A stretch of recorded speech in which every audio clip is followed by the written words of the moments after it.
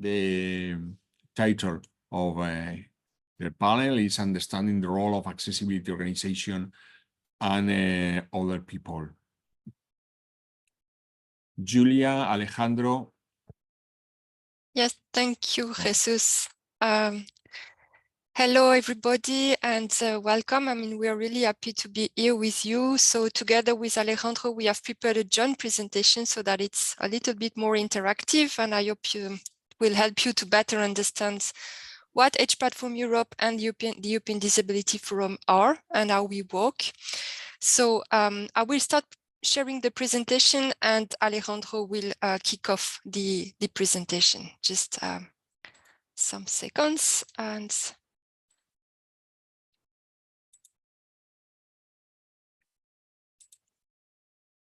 in the meantime, many thanks to AccessibleEU for inviting EDF, the European Disability Forum, and Edge Platform Europe to join this webinar. We also believe it's important that we cooperate with the experts of AccessibleEU. So with this presentation, we aim at introducing how we work in EDF and Edge, how we work together, how we work on accessibility, the things we do, how we cooperate with our members. And you will hear from us on the different, on the huge diversity that we have among our membership. So let's start with the first slide, in which I will just introduce the European Disability Forum, what we do, our main mission.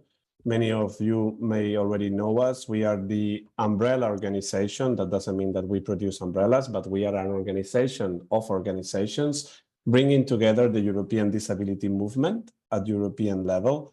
And our main goal is to advocate for the rights of persons with disabilities and to ensure that all EU member states or European countries actually, and the EU, the European Union as a supranational organization, implement the UN Convention on the Rights of Persons with Disabilities, which has been ratified by all countries and by the EU itself. So our main goal is, on the one hand, to advocate and to defend the rights of persons with disabilities, and on the other hand, to build the capacity of the European disability movement. So to build the capacity of all these organizations working in the disability field, to ensure that nothing about us is decided without us. So to ensure that we are meaningfully involved in the policies that affect our everyday lives. And as you know well, accessibility is a core element, a core policy area in which we work very, very intensively. Next slide. And I pass it on to Julia. Yeah, so then I'll continue. As you will see, I mean, we have a very similar mission as the European Disability Forum. So Edge Platform Europe is also an umbrella organization with a secretariat that is established in Brussels.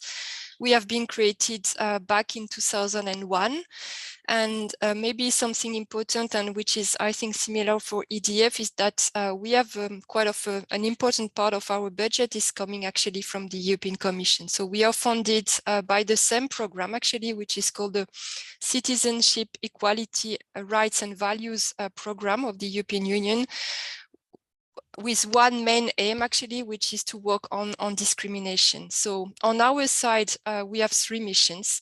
The first of them is to give a voice to all the people. So we are also trying to make sure that self-advocacy is at the core of the work we are doing.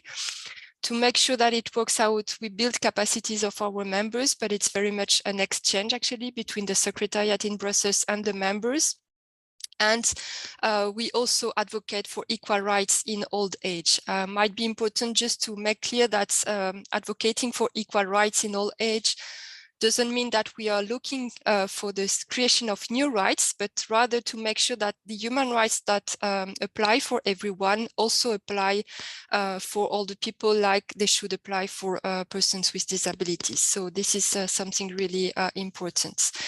We have a structure that is very similar to any kind of association with statutory bodies where our members are represented, and they are the main decision bodies, actually, really important. We do have then working groups to make sure we exchange with our members on a daily basis, and the secretariat based in Brussels. I think one thing that is important to bear in mind, and that is part of the limit that we may have sometimes, is that most of the communication with our members is done in English via emails and technology channels, if I may say. So that's of course limit a bit, you know, the possibilities. But well, we are working with different types of levels to make sure that we try to reach most of our organization in the best possible ways.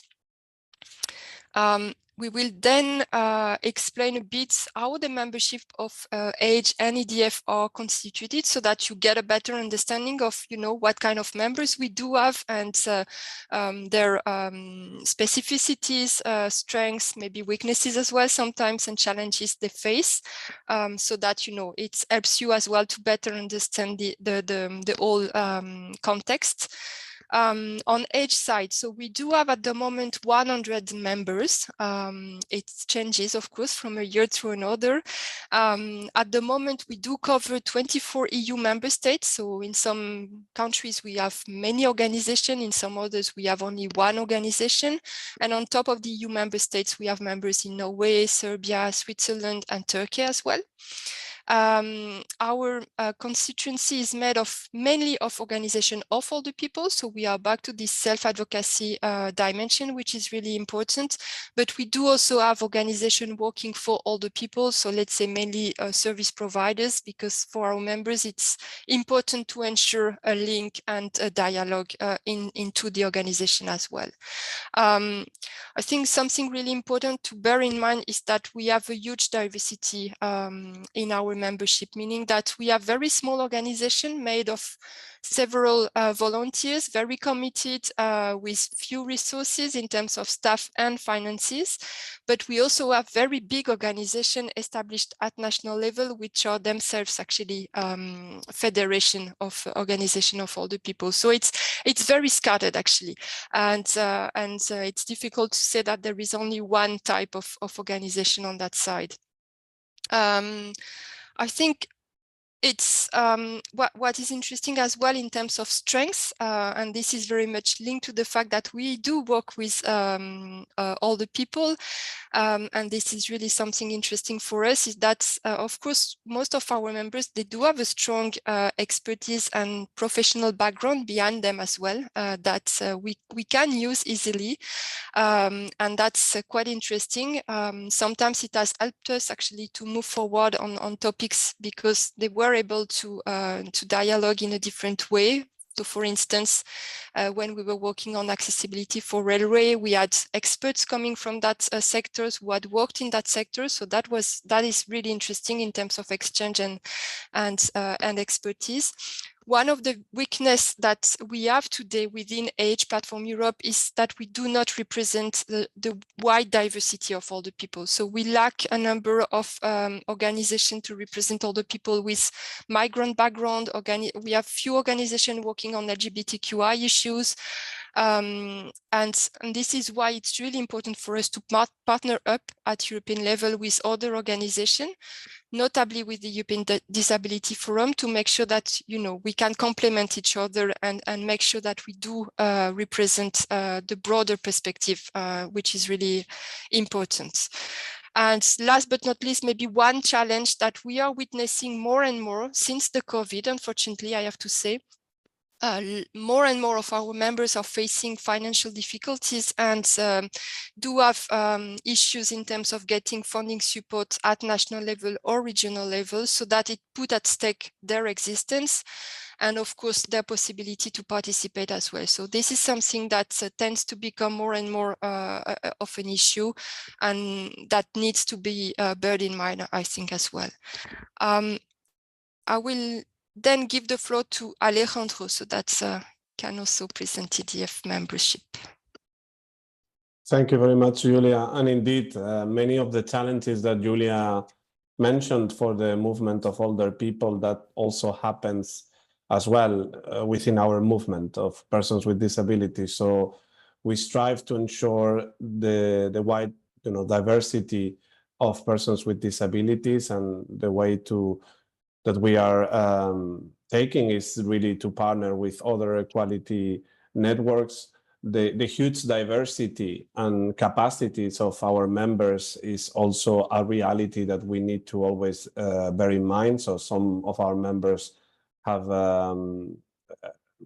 resources over time. Others, they struggle with national funding as well. And from EDF, we do try to support all our members in this regard. So many of the challenges that Julia mentioned actually are replicated in the disability movement. So that's why the collaboration is key. In EDF as well, we have over 100 member organizations. We have different categories in our membership, but to really put the focus on persons with disabilities themselves, we do have as full members those organizations at European level led by persons with disabilities and their families, just like EDF, and representing the different disability groups, such as the European Blind Union, the European Union of the Deaf, Autism Europe, or Inclusion Europe, representing people with intellectual disabilities, and also those organizations at national level representing the disability community in their country. So these kind of two levels of the full members of EDF.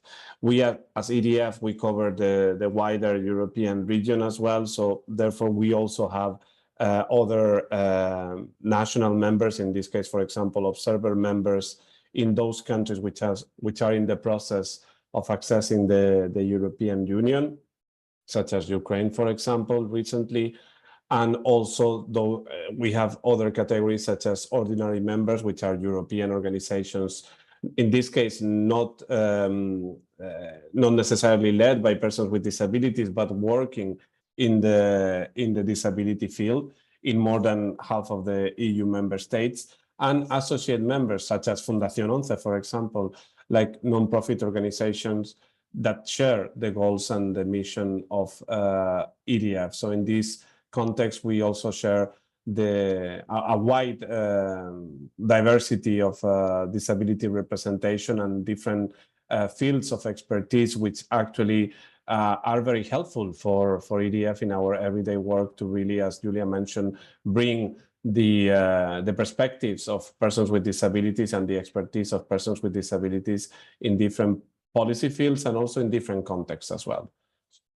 So let's move to the next slide. Julia, do you want me to continue? Yeah, please go. So as we already mentioned, AIDS and EDF, we cooperate very regularly in different policy areas. Accessibility is one of them, in which we obviously see the intersection of disability and age, and how accessibility is an enabler to ensure that you can actually benefit from or enjoy your human rights. So in this case, we have worked in kind of like a twin track approach. On one hand, we focus on those legislation which are horizontal, such as the European Accessibility Act, but we also worked on sectorial legislation at European level, such as transport, such as new technologies, built environment when possible, or standardization, which is a technical domain that underpins the accessibility policy. So we cooperate with AIDS, and actually we kind of coordinated joint actions at European level in this regard, as well as inequality policies, because the EU has made recently a Union of Equality as one of their objectives, which is great that the Union wants to focus more on non-discrimination and equality, even if we're still missing horizontal equal treatment directive. But for example, in this particular file, we coordinate our approach with AIDS and with other equality networks to really strengthen and the approach that all member states, that the EU itself should have when it comes to non-discrimination. And then beyond those, we work on different areas as well, but we wanted to highlight just for example, the soft initiative that the European Union takes, such as, for example, the European Access City Award that Jesus was mentioning at the beginning, and other initiatives such as this one, such as AccessibleEU. So we see that this kind of partnership, alliance, I would say more than partnership, between older people and persons with disabilities is crucial to really make sure that we show the numbers and we show the benefits of these policies for all citizens. So actually on these different initiatives mentioned by Alejandro, I should say that EDF is mainly leading, and AGE is there to support and work together with EDF. There's one area though where we managed to lead and to bring our part to the pot somehow. It's the work with the European Central Bank, because AGE is represented within a working group on the European, which is called the European Retail Payment Board. And there we are trying to make sure that as well, accessibility is taken on board by the banking sector regarding the digital parts, but also the more physical part, if I may say. And this is quite of a challenge because, believe me or not, it's not taken for granted that the European Accessibility Act is supposed to be implemented by the sector as well. So this is an area I wanted to mention as well, which is quite of a very specific one, but still an important one. There's maybe something I would like to underline, and that is specific to AGE. And I know that sometimes it brings a little bit of misunderstanding, or maybe, more than that. It's the fact that AGE is also very much involved and working together with the World Health Organization. And we are part of what is called the Global Network on Age-Friendly Cities and Communities. It might be seen, as a competitor to accessibility, but actually for us, it's not like that. Actually, we consider that this is an important initiative as well to promote accessibility, which we consider to be at the core of the Age-Friendly Cities and Communities program, because without accessibility you don't manage to have cities which are done for everyone. So that is something I wanted to underline, and which is important as well. Maybe before we move on out on how we work actually with our members on accessibility, there's another thing that I wanted to touch upon, because that I think it is important to have in mind as well. It is the fact that it's probably a little bit more complicated for all the people's organization to get involved on accessibility issues. And I think it comes very much from the fact that they are not really aware of the UN Convention on the Rights of Persons with Disabilities, and they might not consider how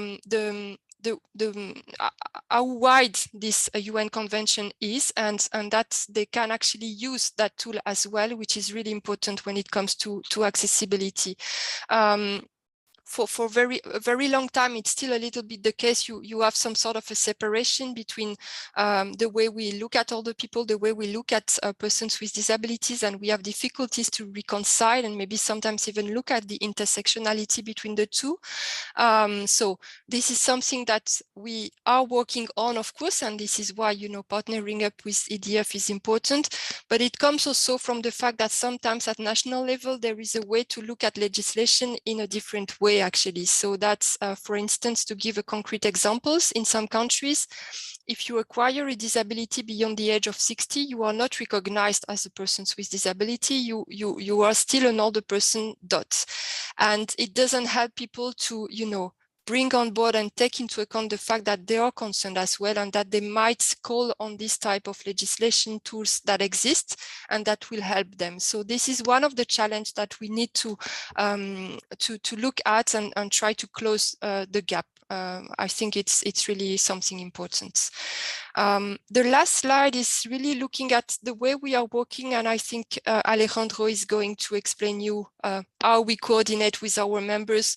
The two organizations are doing it in a similar way, so no need to repeat.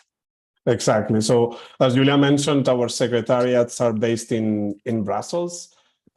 looking at the policy developments at European level. So we do have colleagues, experts in different policy fields, so really notable on the decision-making process of the European Union, which is quite complex, as you all know, and takes time and is difficult. But we do have that expertise and kind of bring the opportunities, bring to the attention of our members the opportunities and the risks of certain policy areas, such as accessibility. So when we identify an opportunity or a risk, we do have a preliminary work at the secretariat level to understand the issue and bring, the information in an understandable manner, if possible, to all our members. And we consult our different governing bodies. So, for example, in the case of EDF, is our board of directors that are elected every 4 years. We also check with our different committees, such as the Women's Committee, the Youth Committee, Human Rights Committee, Social Policies Committee, and also the experts. So in EDF, for example, we have expert groups really focused on a specific area, such as ICT or built environment or standardization or health.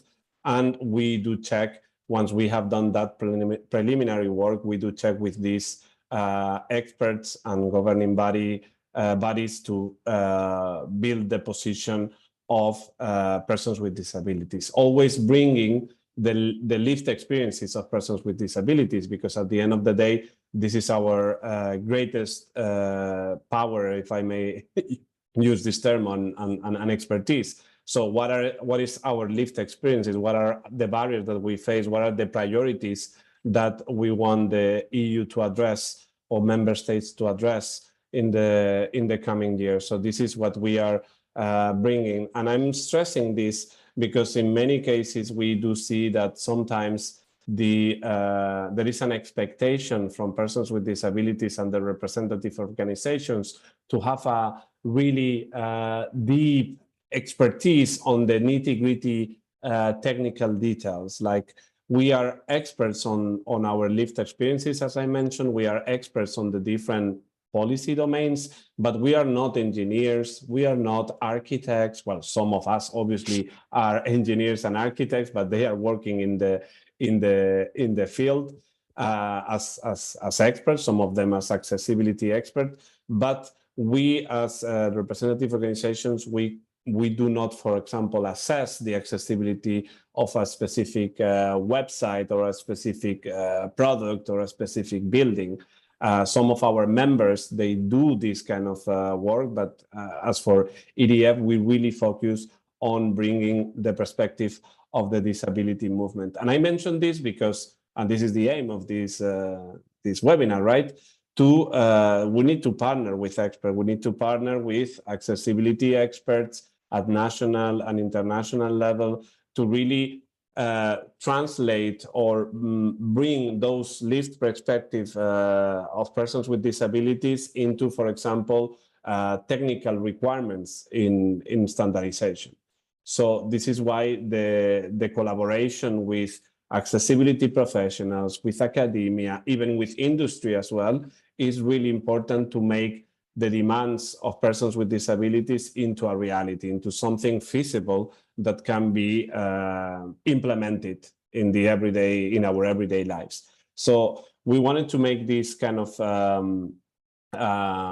message clear, because what we also hope with the AccessibleEU Center is that the communities of accessibility experts work hand in hand with disability organizations to really advance on the rights of persons with disabilities, because we are an advocacy organization. We need that technical expertise to really back up our positions, and do not worry that we will keep fighting and knocking on everyone's door to make sure that the policies that are put in place, the projects, the funding programs, etc., take into consideration persons with disabilities. But we need this collaboration with experts. Julia, do you want to add anything?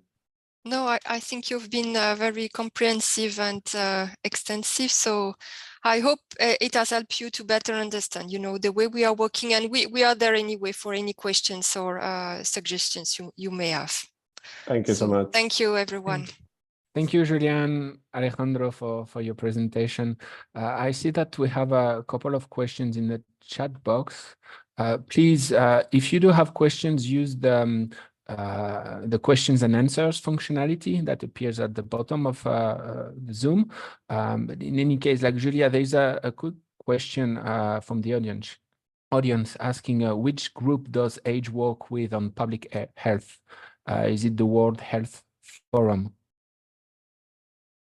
Actually, on public health, we mainly work with the World Health Organization, so WHO, what is called WHO. And otherwise, we do cooperate as well with a number of European organizations based in Brussels as well, depending on the topic and the different areas as well. Thank you.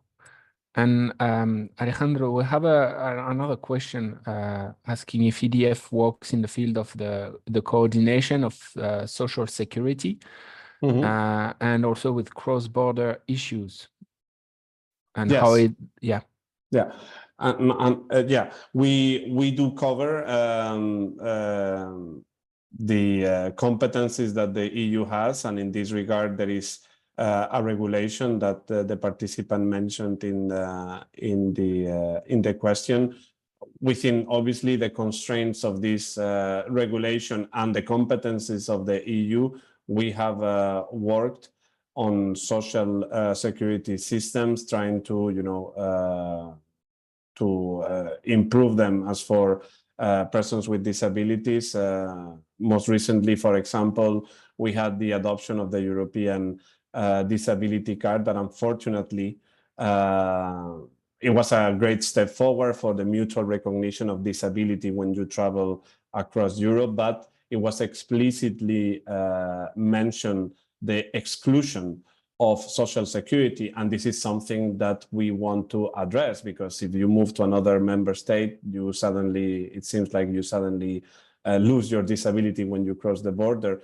So when you move to another country, like it was my case, to work or to study, you need to go through the disability assessment again in the new country of residence and so forth. So there are many issues as for the coordination of social security that at least we got a commitment from the European Commission in the disability card that they will be looking at this and try to strengthen the social security system for persons with disabilities, particularly in this cross-border situation. So we do work on this, and if you want more information, please don't hesitate to send me an email, and I put you in contact with our colleague coordinating this policy domain, and I can send you all the relevant information. Thank you. Thank you, Julian, Alejandro. Now that we have a better understanding of the role of disability organizations and organizations of older people, the next part of the webinar